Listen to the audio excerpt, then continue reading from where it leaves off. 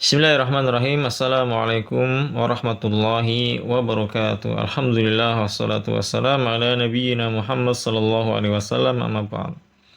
Ikhwani dan akhwati rahimani wa rahimakumullahu taala. Insyaallah kita akan membacakan kitab Ahsar al-Muhtasarat. Nah, karya seorang ulama Hanabilah. Beliau bernama Asy-Syaikh Muhammad Ibnu Badruddin Ibni Balban rahimahullahu ta'ala.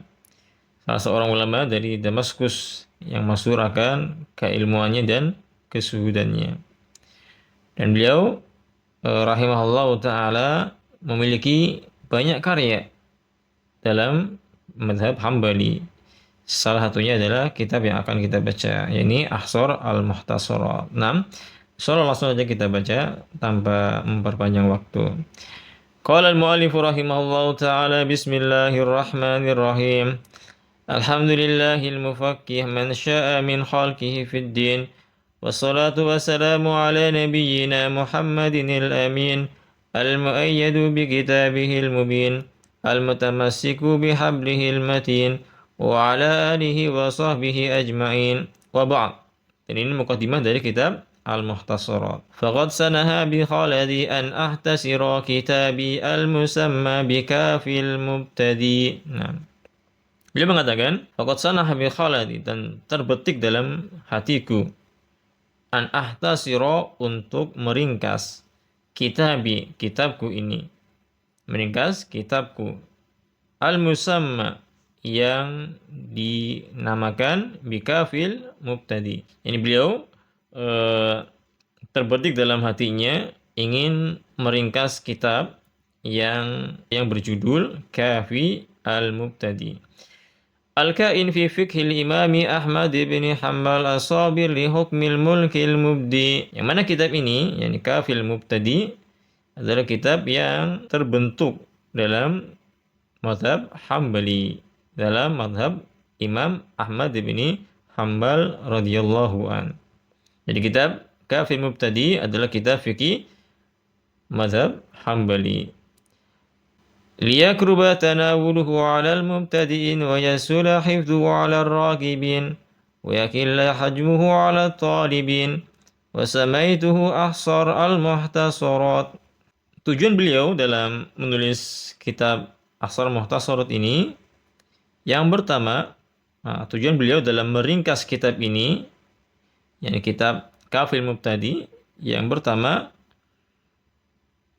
liyakruba tanawulhu al mubtadiin, tentunya untuk memudahkan bagi mereka-mereka yang ingin mempelajari kitab fikih mazhab Hambali, mereka-mereka yang masih baru dalam mempelajari mazhab Hambali. Wa yasula hifdhuhu 'ala ar-raghibin, dan juga memudahkan bagi mereka yang ingin menghafalkan kitab matan mazhab Hambali. Wa yaqilla hajmuhu 'ala talibin, dan termasuk kitab yang hajmnya, ukurannya yang ringkas atau yang kecil. Nah, tidak terlalu besar dan tidak terlalu sedikit, tapi ya sedanglah kitab Ahsar Muhtasarat.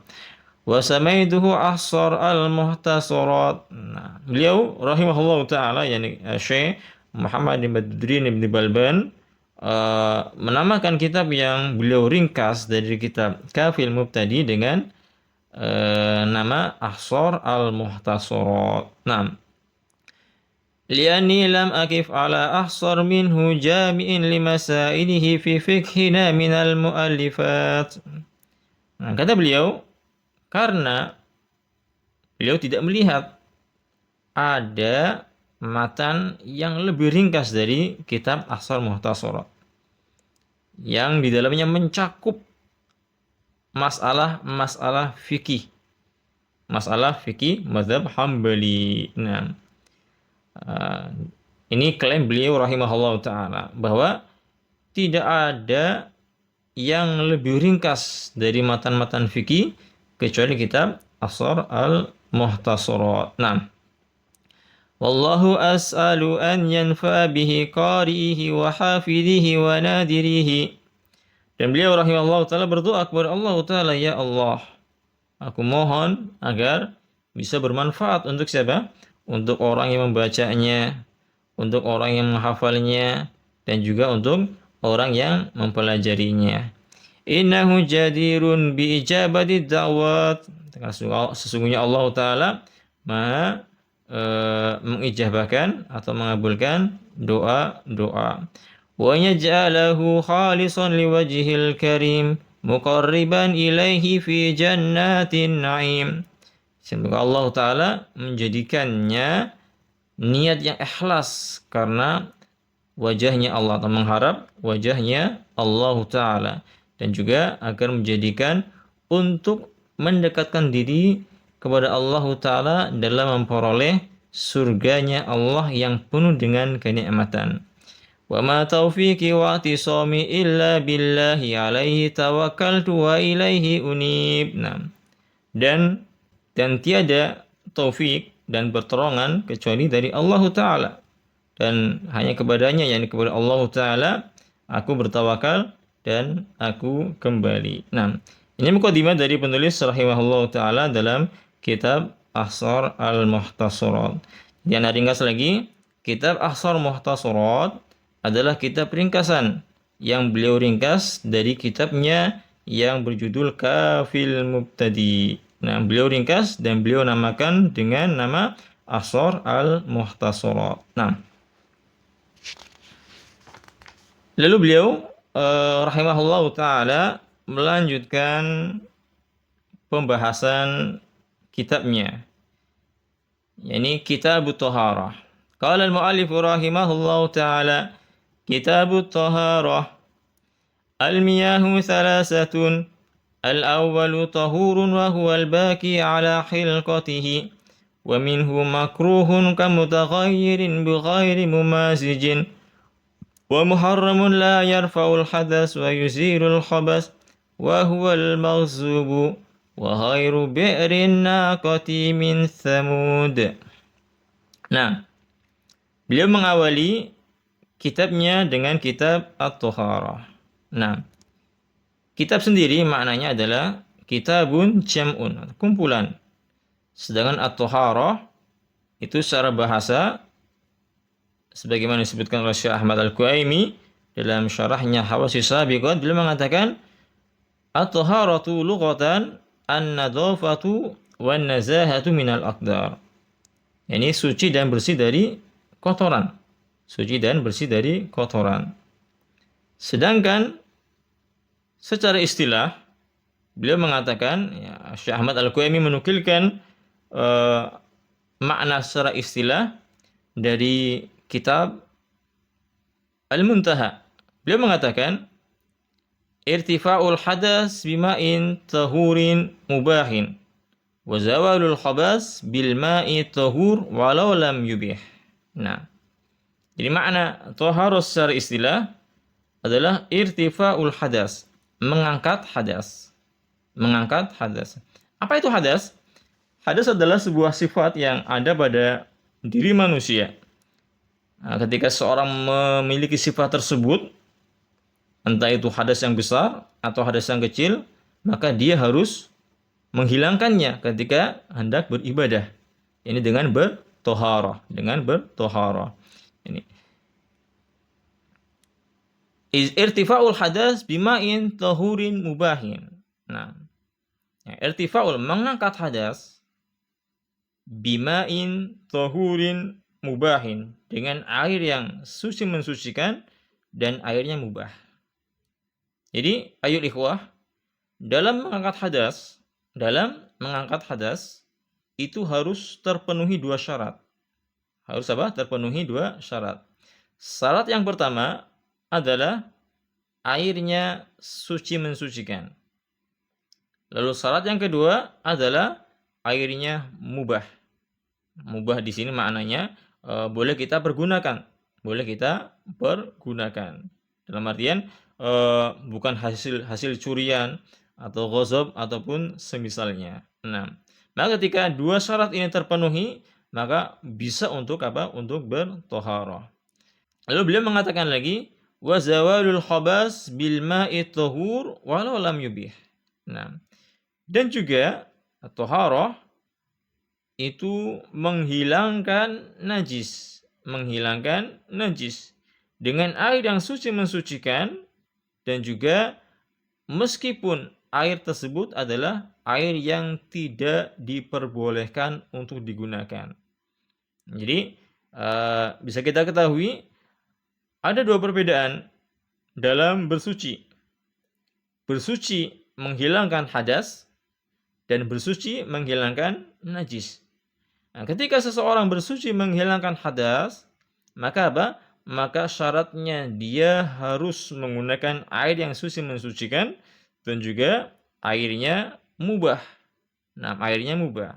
Dalam artian ketika seseorang dia bersuci tapi apa? Menggunakan air yang tidak mubah, air yang haram, maka apa? Tidak sah toharonya. Tidak sah toharonya. Berbeda dengan apa? Bersuci untuk menghilangkan najis. Beda dengan bersuci untuk menghilangkan najis. Maka ketika seseorang ingin menghilangkan najis, maka harus terpenuhi satu syarat saja. Airnya harus suci mensucikan. Meski mungkin hasil ghazab atau hasil curian ataupun yang lain. Maka apa? Najisnya bisa hilang.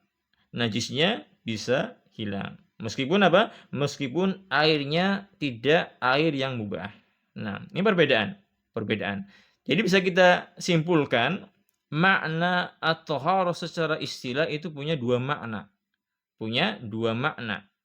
Sebagaimana disebutkan oleh Syekh Ahmad Al-Quaimi dalam beliau nukilkan dalam kitab Al-Muntaha yang kita sebutkan tadi, memiliki dua makna.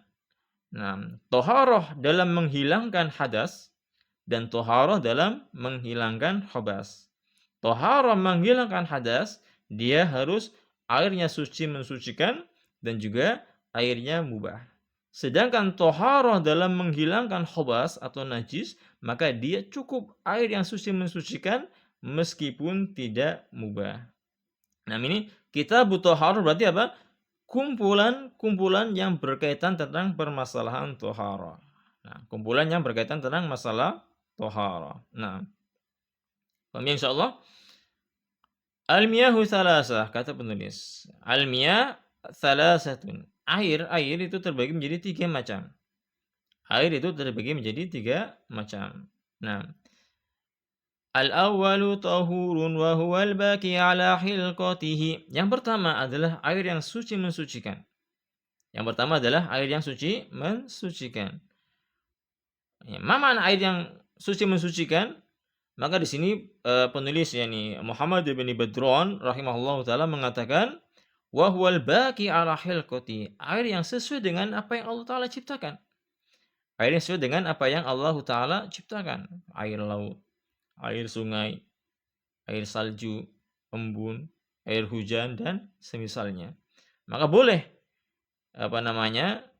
untuk digunakan sebagai toharah atau air yang telah kita sebutkan tadi adalah air yang suci, mensucikan dan boleh untuk bertoharah. Nah, wa minhu makruhun, dan pembagian air yang kedua dalam air yang suci mensucikan adalah air yang makruh.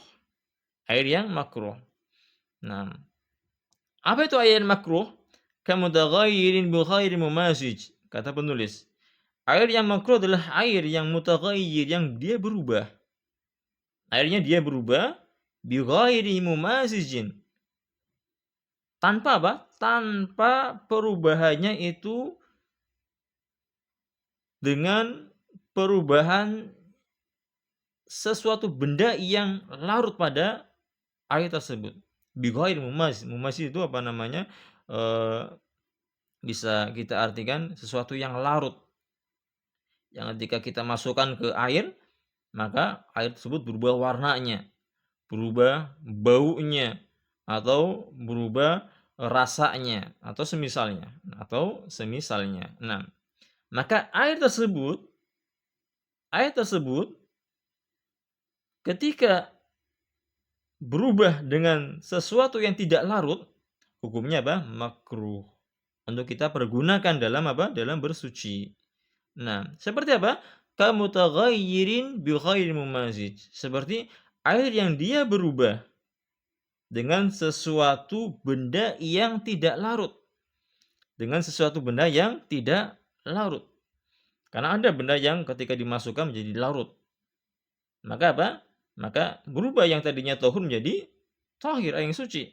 Tapi kalau dia berubah tapi dengan sesuatu yang tidak larut, maka apa? Maka hukumnya makruh untuk kita pergunakan. Seperti mungkin apa namanya air kemasukan kapur barus atau kemasukan dihen, dihen itu minyak atau kemasukan apa namanya milah mai atau garam, dia berubah warnanya atau berubah bentuk rasanya. Maka meskipun dia berubah tapi perubahan tersebut dengan benda yang tidak larut. Nah, apakah boleh kita mempergunakan untuk taharah? Boleh saja, boleh saja. Tapi apa? Tapi hukumnya makruh. Tapi hukumnya makruh. Nah, tip. Lalu yang ketiga, pembagian air suci mensucikan. Wa muharramun. Yang ketiga adalah air suci mensucikan tapi hukumnya haram untuk kita gunakan. Dalam artian apa? Enggak boleh kita menggunakan bersuci dengan air yang haram. Maka konsekuensinya apa? Wudu kita enggak sah. Mandi kita juga tidak sah. Nah, la yarfa'ul hadas wa yuzilul khabas. Kata penulis, air haram adalah air la yarfa'ul hadas. Tidak bisa mengangkat hadas. Misalkan kita berwudu dengan air curian. Maka apa? Maka kita masih ada hadasnya. Masih ada hadasnya. Karena apa? Wudunya kita dengan air curian tersebut tidak mengangkat hadas yang ada dalam diri kita. Nah, atau mandi junub dengan apa? Dengan air yang haram. Maka apa? Maka tidak hilang hadasnya. Wa yuzilul khabas. Akan tetapi air yang haram ini bisa digunakan untuk apa? Untuk menghilangkan najis. Jadi air yang haram tidak bisa menghilangkan hadas, tapi air yang haram bisa menghilangkan najis. Nah, wa huwal maghzubu. Nah, beliau mencontohkannya, nih penulis mencontohkan rahimallahu taala, yaitu air yang diambil dengan cara ghasab. Atau misalnya mungkin mencuri ataupun ambil tanpa izin pemiliknya. Nah, wa ghairu bi'rin naqah min samud. Dan juga beliau mencontohkan lagi, dan air sumur yang ada di daerah Samud. Kalau kita lihat daerah Samud itu banyak sumur. Tapi sumur-sumur yang ada di situ itu enggak boleh kita gunakan untuk berwudu. Tidak boleh untuk gunakan untuk berwudu. Nah, yang diperbolehkan adalah sumur bi'run naqah. Ini sumur yang digunakan untuk minumnya onta Nabi Saleh alaihi salam. Nah, jadi semua sumur itu enggak boleh. Semua sumur enggak boleh kita gunakan untuk bersuci. Tapi apa? Tapi ketika sumurnya itu sumur tempat minumnya onta Nabi Saleh, maka boleh kita gunakan untuk bersuci. Nah, demikian insyaallah kita lanjutkan di pertemuan berikutnya. Barakallahu fikum. Assalamualaikum warahmatullahi wabarakatuh.